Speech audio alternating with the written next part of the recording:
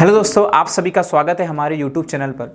और आज जो परिदृश्य हम देख रहे हैं इजराइल, अमेरिका और ईरान का, उसमें सबसे बड़ा विजेता बन के निकला है रूस, रशिया।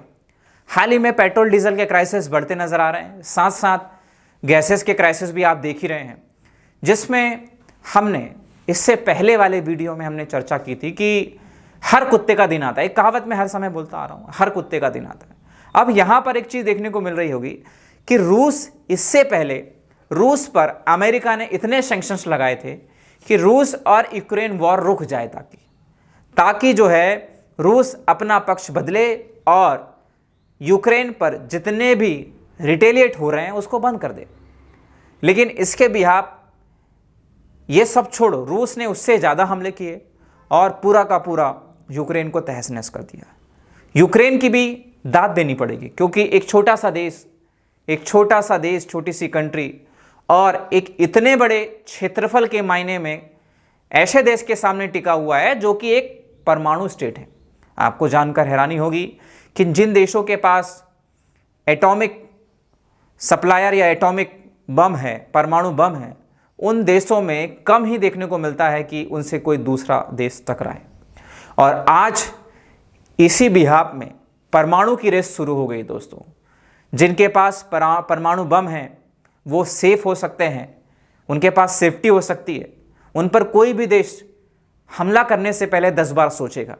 लेकिन आज दुनिया में यह देखने को मिला है कि जिनके पास परमाणु बम नहीं है, जो परमाणु शक्ति नहीं है, परमाणु संपन्न नहीं है, अगर कोई देश जो परमाणु संपन्न है उनसे अगर देश टकराता है, विवाद होता है, युद्ध लंबा चलता है, तो उसकी स्थिति आज या तो वेनेजुएला जैसी हो गई है, या फिर यूक्रेन जैसी हो गई है, या फिर हम देख सकते हैं कि वह ईरान जैसी हो गई है।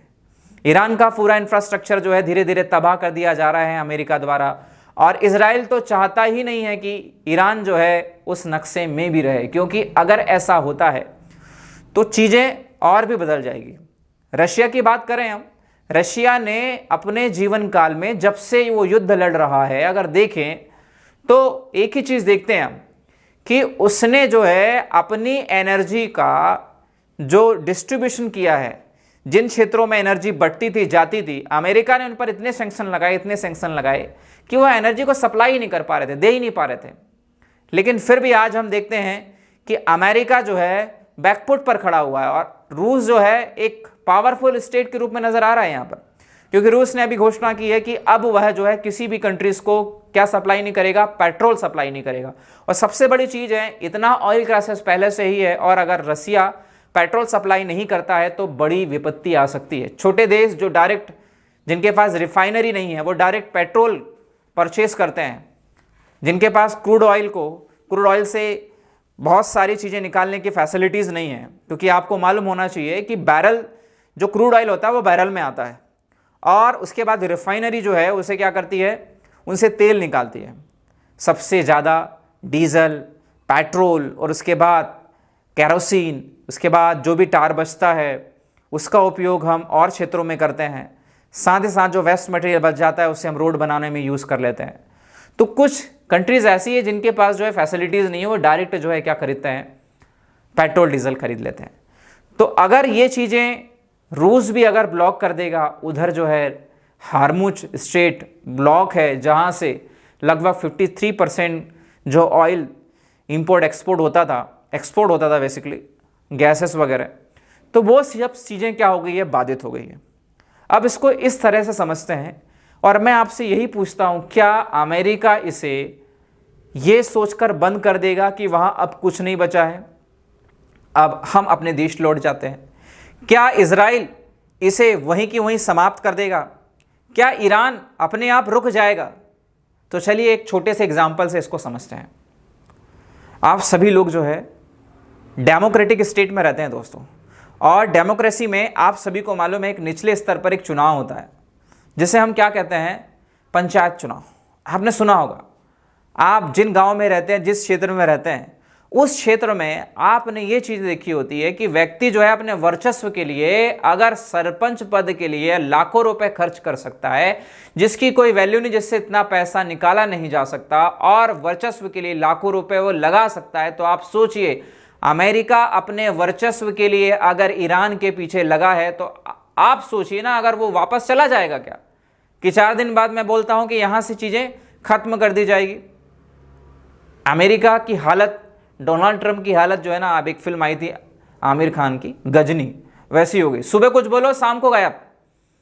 चीजें बदलती है, बदलती परिप्रेक्ष्य में नजर आ रही है। तो जैसा आपने पंचायत चुनाव का एग्जाम्पल लिया, वैसे ही हम सोच रहे हैं कि अमेरिका को आप अपनी जगह रख लीजिए, वैसे इसराइल को अपनी जगह रखिए। इसराइल को जब अपनी जगह रखते हैं तो इसराइल जो है वैसिक पैनिक कंडीशन में है, क्योंकि उसको मालूम है अगर मैंने ईरान को अभी छोड़ दिया तो वह फिर पूरी कोशिश करेगा कि वह परमाणु स्टेट बने, क्योंकि उसके पास इनरिचमेंट यूरेनियम है। इनरिचमेंट यूरेनियम अगर लगभग उसके पास 60% वाला है, 400 ग्राम ऐसा माना जाता है कि उसके पास है। और आज की कंडीशंस में अगर देखें तो अमेरिका ने कल ही जो है B2 बॉम्बर से क्लस्टर बम जो है दागे। ऐसा माना जाता है कि क्लस्टर बम जो है किस लिए दागे, क्योंकि वो इनरिचमेंट यूरेनियम है, उसे खत्म करना। अरे कितना सा होता है 400 ग्राम, 4 डब्बे में पैक करो, 1 डब्बे में पैक करो और ऐसी जगह रख दो, पता भी नहीं चलेगा आपको। सोचने वाली बात। और एक और चीज यहां पर निकल के आ रही है कि अमेरिका जो है अपनी ग्राउंड फोर्सेस उतार दिया है, ग्राउंड फोर्सेस उतार रहा है। काय के लिए? ईरान के लिए। ईरान का ज्योग्राफिकल इंडिकेशन इतना पावरफुल है, इतने बड़े बड़े मतलब पहाड़ हैं, पूरा का पूरा क्षेत्र जो है ना एकदम रेगिस्तान टाइप का है। ऑलरेडी ईरान ने नीचे से माइंस बिछा कर रखी है, सुरंगें बना ली है। देखो कोई भी चीजें जो है, मैं ये नहीं बोल सकता कि अमेरिका नहीं कर सकता, टेक्नोलॉजी है उसके पास, कुछ भी कर सकता है, लेकिन ईरान की दाद दे देनी पड़ेगी कि इतनी, मतलब ये बोल सकते हैं कि बहुत अच्छे से लड़ा, कितने सारे उसके लीडर्स मारे गए। अब यही ईरान का विचार आता है सामने कि उसके पास तो सब कुछ चला गया है, अब वह वर्चस्व की लड़ाई लड़ रहा है, या उसे उस नक्शे पर रहना है तो वह अपने आप को स्थापित करने की लड़ाई रख रहा है। अमेरिका ने कह दिया कि अब वह जब तक उसे खत्म नहीं कर देगा तब तक उसे छोड़ेगा नहीं। और सबसे ज्यादा अमेरिका की निगाहें हैं उसके ऑयल पर। अमेरिका चाहता है कि वहां से ऑयल कंट्रोल उसके हाथ में आ जाए, जैसे वेनेजुएला में आ गए। अभी डोनाल्ड ट्रंप के बयानों से यह चीजें निकल के आती कि उसने अगला टारगेट क्यूबा का लिया है। क्यूबा ऐसा देश जो हमेशा अमेरिका के नाक के नीचे बैठा है, और हमेशा आपने इसका नाम बहुत साल पहले सन 1962 में भी देखा था कि एक तरफ जो है परमाणु अमेरिका स्टेट और साथ साथ क्यूबा का साथ दिया था यूएसएसआर ने, मतलब सोवियत संघ। सोवियत संघ ने भी अपनी परमाणु पनडुब्बियां यहां भेज दी थी। ये कोल्ड वॉर चढ़ा, काफी लंबे समय तक चला और दोनों को वापस जाने पड़े। क्या यह युद्ध की होड़ हमें वर्ल्ड वॉर 3 की ओर ले जाएगी, या एक भी परमाणु स्टेट दूसरे स्टेट पर रिटेलिएट करता है जैसे नागासाकी हिरोशिमा में अमेरिका द्वारा किया गया, तो क्या वास्तविकता में कैसे परिणाम निकल के आ सकते हैं? ये परिणाम बहुत ज्यादा घातक हो सकते हैं। इनसे क्या चीजें निकल के आती है?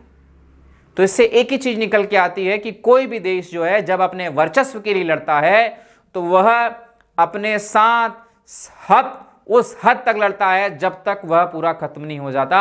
और आने वाले समय में अगर मानते भी है ईरान पर अमेरिका कब्जा हो भी जाएगा तो वह ह्यूमन बम बन जाएगा। देख लेना आप लोग दोस्तों, क्योंकि वह हर जगह अमेरिका के हर जगह पर टारगेट करेगा जहां पर अमेरिका ने अपने क्षेत्र में उन्नति करिए, जहां पर उनके बेसेस है। देख लीजिएगा ह्यूमन बम तक बना देगा अपने आप को, वो देखना, क्योंकि उसके पास खोने के लिए कुछ भी नहीं है। अब वो वर्चस्व के लिए लड़ रहा है। अब हमारे देश में इसका इंपैक्ट पड़ रहा है, क्राइसिस बढ़ रहे हैं। हम सोच रहे हैं कि धीरे धीरे ये सब खत्म हो जाएगा, धीरे धीरे पेट्रोल डीजल साथ साथ गैसेस और भी चीज़ें हैं जो एक प्रकार से महंगी हो गई, अपने स्थान पर चीज़ें यथावत हो जाएगी। तो जो चीज़ें महंगी हो चुकी है वो बढ़ चुकी है, वो तो बढ़ी चुकी है, वो नीचे नहीं आने वाली। उसके अलावा उसके ऊपर जो भी दाम है वो बढ़ते ही नजर आएंगे। हमें उनके साथ, ऐसे क्राइसिस के लिए हमें उनके साथ जीना सीखना पड़ेगा। ये हो सकता है कि ये युद्ध जो है महीने भर नहीं, महीने नहीं, साल दर साल भी चल सकता है, 2 साल भी चल सकता है। आप भूल जाइए आप स्ट्रेट ऑफ हॉर्मुज को कि अब वो खुलेगा भी, क्योंकि अगर हम ऐसी लालसा रखते हैं कि अगर वो खुलेगा और ऐसा सोचेंगे तो जो अपॉर्चुनिटी हमारे पास आई है, जिनकी क्राइसिस हमारे पास दिख रही है, उन क्राइसिसों को हम अपॉर्चुनिटी समझ के उन पर क्या करें, रिसर्च करें कि हम क्या कर सकते हैं, कौन सी चीज़ें बना सकते हैं, कौन सी चीज़ों को कम व्यय कर सकते हैं, कौन सी चीज़ों पर कम खर्च कर सकते हैं, जिससे और भी हमारी अर्थव्यवस्था थोड़ी मजबूत हो, मंदी के हालात उतने ना आए, क्योंकि वैसे भी मार्केट, स्टॉक मार्केट और भी चीज़ें, सेंसेक्स बहुत ज़्यादा गिर के आए, एक दिन में लगभग 7,000 करोड़ जो है लगभग साफ हो चुके हैं। महीने भर में तो हालत गिना भी नहीं जा सकता, काउंट भी नहीं किया जा सकता दोस्तों, इतने बाजार के हालात खराब है। और भी चीज़ें अगर देखें तो धीरे धीरे भारत सरकार जो है इस पर नज़र बनाए हुए है और वह चाहती है कि कोई भी चीज़ पैनिक कंडीशन में ना जाए, क्योंकि अगर हम देखें हमारे पास लगभग 30 से 60 दिन का जो है ऑयल रिजर्व है, और भी कंपनियां जो है दूसरे देशों से जो है क्या मंगा रही है, ऑयल मंगा रही है। अभी भारत में अगर देखें तो हमारे यहाँ जो एलपीजी सिलेंडर है, कॉमर्शियल सिलेंडर, हर शहर में लगभग 200 रुपये तक महंगा हो गया है। मतलब जो चीज़ें 1800 रुपये लगभग आती थी वो 200 रुपये। मतलब अब अगर कोई किसी आप ठेले पर कुछ चीज़ खाने जाओगे तो वो चीज़ें 10 रुपये से 20 रुपये चीज़ें महंगी हो चुकी होगी। तो आप बिल्कुल कमेंट करके बता सकते हैं कि आपके क्षेत्र में ये चीज़ें, इस चीज़ का इम्पैक्ट दिखाई दिया है या नहीं दिया। अगर आप भारत के किसी भी क्षेत्र में हों, जैसे कि अगर नॉर्थ में अगर देखें तो कश्मीर से लेकर साउथ में हम देख सकते हैं तमिलनाडु, ईस्ट में देख सकते हैं हम लोग पश्चिम बंगाल से लेकर वेस्ट में गुजरात तक, क्या उन क्षेत्रों में भी चीज़ें प्रभावित हुई है या आने वाले समय में प्रभावित हो सकती है? इसका परिणाम और भी क्षेत्रों पर दिखेगा, लेकिन अभी थोड़ा सा हम इसलिए बोल सकते हैं क्योंकि हो सकता है आने वाले समय में कुछ राज्यों में इलेक्शंस हो, उन इलेक्शंस के नज़रिए में सरकार ने अपने एक्साइज ड्यूटी घटा दी है और घटाकर जो मार्जिन मनी उनने कमाया था पहले, वो मार्जिन मनी जो है अब बहुत निचले स्तर पर आ गया है। और निचले स्तर पर आने के बाद जो है वो चीज़ें बहुत ज़्यादा प्रभावित नहीं हुई हैं, लेकिन जो सामान्य जन स्तर से ऊंची बातें हैं वो चीज़ें महंगी हुई है। होटलों का खाना महंगा हो गया, मैंने अभी कहा आपको बताया कि सिलेंडर महंगे होंगे, होगा 10 रुपये महंगा, 100 रुपये उधर बढ़ जाएगा। देखिए आपकी जेब पर असर पड़ना है, मतलब पड़ना। तो आप उसके लिए क्या कर सकते हैं? आप उसके लिए यही कर सकते हैं कि आप जितना हो सके घर का खाएं, स्वास्थ्य भी बहुत ज़्यादा अच्छा रहेगा। और किसी मनीषी ने यह भी कहा है कि अगर आप इन दिनों अगर उपवास करते हैं हफ्ते में एक दिन, तो आप अपने स्वास्थ्य को और बेहतर बना सकते हैं, आपकी जो हैबिट्स है उसमें सुधार भी ला सकते हैं, बाहर की चीज़ों को अवॉइड भी कर सकते हैं। तो देखिए आपको जो संघर्ष आपको क्या सिखा रहा है, आपको सिखा रहा है कि कैसे उससे लड़ना है, कैसे शरीर से भी लड़ना है और कैसे इस अर्थव्यवस्था और कैसे इस आने वाली सिचुएशन से भी लड़ना है। माननीय प्रधानमंत्री मोदी जी ने भी यही कहा है, संसद में भाषण देते हुए उन्होंने कहा है, वक्तव्य देते हुए कहा है कि भारत को एकजुट होने की आवश्यकता है हर राज्य में, क्योंकि कंडीशन तो खराब है। और अगर हम बात करें दूसरे देशों की, क्योंकि उनके पास अगर जो देश लड़ रहा है मिडिल ईस्ट में, जो लड़ रहे हैं, जो देश लड़वा रहे हैं, उनके पास ऑलरेडी सारी चीज़ें रिजर्व है, उनकी इकोनॉमी पर उतना असर नहीं पड़ेगा। हम बोलेंगे कि वहाँ पर 100 रुपये की जगह 110 रुपये लीटर अगर पेट्रोल मिलने भी लग जाए, क्योंकि उनकी इकोनॉमी जो है बहुत लेंदी है और जनसंख्या कम होने के साथ साथ वहाँ पर उतना इम्पैक्ट देखने को नहीं मिलेगा जितना हमारे यहाँ। लगभग 145 करोड़ जनता है भारत की, और 145 करोड़ जनता को चलाने के लिए, यहाँ की व्यवस्था को सुचारू रूप से चलाने के लिए वो चीज़ें हमको प्रोवाइड करनी पड़ेगी, निचले स्तर तक प्रोवाइड करनी पड़ेगी। अन्यथा बहुत ज़्यादा क्राइसिस अगर आते हैं तो मार्केट में जो चीज़ें हमें 10 रुपये की मिल रही थी वो 100 में मिलने लग सकती है और साथ ही साथ जमाखोरी बढ़ सकती है। तो इसके लिए भी कदम उठाने चाहिए आपको, हमें ये सब चीज़ें को सोचने की आवश्यकता है। हमें जीना सीखना पड़ेगा, हमें लड़ना पड़ेगा जैसे हम लड़ रहे थे उस समय, जैसे ही एकदम से रूस और यूक्रेन वॉर शुरू हुआ। आप सोच कर देखिए कि आप इंडिया के प्राइम मिनिस्टर हो और आप एक फ़ोन मिलाते हैं ईरान के सुप्रीम लीडर से और कहते हैं कि ये चीज़ें रोक दी जाए, तो वो आपसे क्या कहेंगे? अगर आपके साथ ऐसा होता तो वो क्या कहेंगे कि हमारे साथ गलत हो रहा है, तो आप हमारा सपोर्ट करोगे कि आप सामने वाले जो आपका मित्र है उसका सपोर्ट करोगे? साथ ही साथ अगर अमेरिका का फ़ोन आता है, अमेरिका के प्रेसिडेंट का फ़ोन आता है, राष्ट्रपति का फ़ोन आता है, तो आप उससे बात करोगे तो क्या करो? वो आपका मित्र भी है। बहुत सी चीज़ें हैं दोस्तों, तो आपको जीना सीखना पड़ेगा। ऐसे ही चीज़ें चलती रहेगी और चलती रह सकती है। तो आप सभी को एक चीज़ ध्यान में रखनी है कि ये चीज़ें जब वर्चस्व में बदल जाती है, युद्ध, ये वॉर्स, तो चीज़ें लंबे चलती है।